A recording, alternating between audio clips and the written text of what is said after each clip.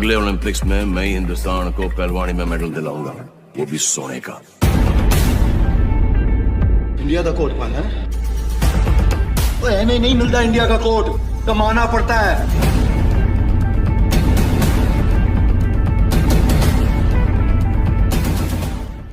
क्या सुल्तान जीत पाएगा दो जंग?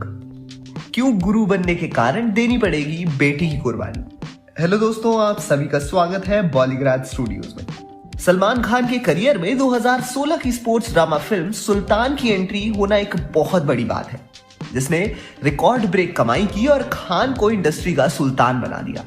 डायरेक्टर अली अब्बास जफर की फिल्म को देखने के बाद ऑडियंस बेहद खुश थी, पर अब जैसे ही दूसरे पार्ट के आने की चर्चा हो गई, तब तो सब लोग और भी एक्साइटेड हो गए कि कैसे सुल्तान की बेटी किडनैप हो जाती है।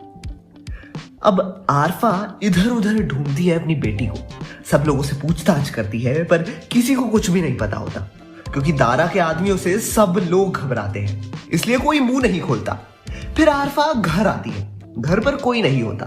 फिर वो सुल्तान को फोन करती है, पर सुल्तान सीनियर के साथ मीटिंग में बिजी होता है। आरफा पुलिस स्टेशन जाती है, उसकी रिपोर्ट भी दर्ज कराई जाती है, पर उसे अपनी बेटी को लेकर बहुत चिंता होती है। आरफा दारा के पास जाती है और कहती है, मेरी बेटी कहाँ है? दारा कहता है, मुझे क्या पता। जब गोविंद गांव में पहुंचता है, सुल्तान के घर जाता है, तो वहां पर कोई नहीं होता। वो गांव में तलाशी लेता है, पूछताछ करता है, पर किसी को कुछ भी नहीं पता होता। वो पुलिस स्टेशन जाता है, तो वहां पुलिस बताते हैं कि आरफा ने कंप्लेंट दर्ज की है। ये सुनकर गोविंद के होश उड़ जाते हैं।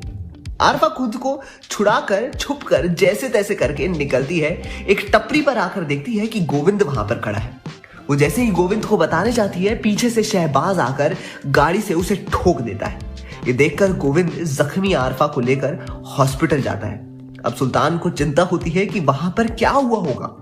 फिर गोविंद सुल्तान को फोन करके बताता है कि आरफा का एक्सीडेंट हुआ है और बेटी को अगवा किया गया है। ये सुनकर सुल्तान का पारा बढ़ जाता है। वो वहां से निकलने की कोशिश करता है, तब सीनियर आकर उसे रोककर कहता है, कहां जा रहे हो?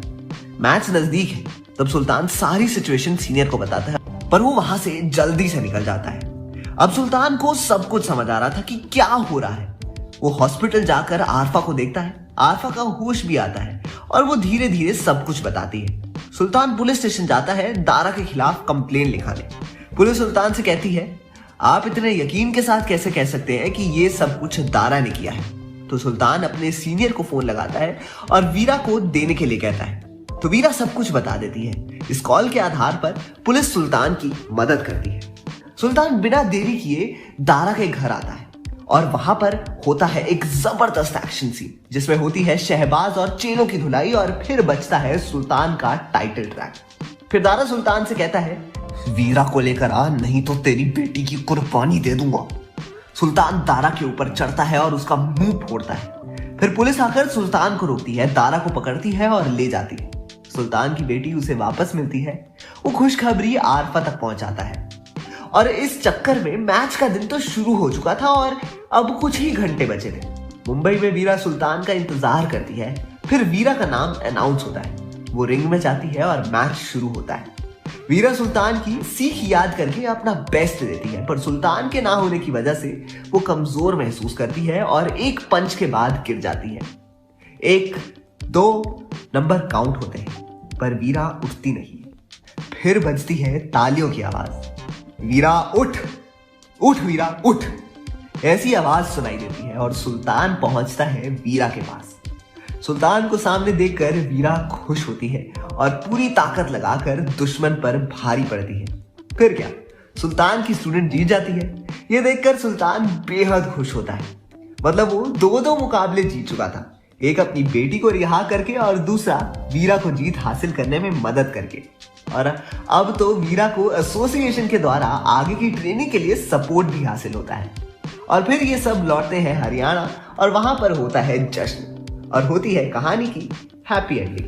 तो दोस्तों, आपको कैसी लगी ये कहानी? हमें कमेंट सेक्शन में अपनी राय जरूर बताएं और देखते रहिए हमारा चैनल बॉलीग्राज स्टूडियो।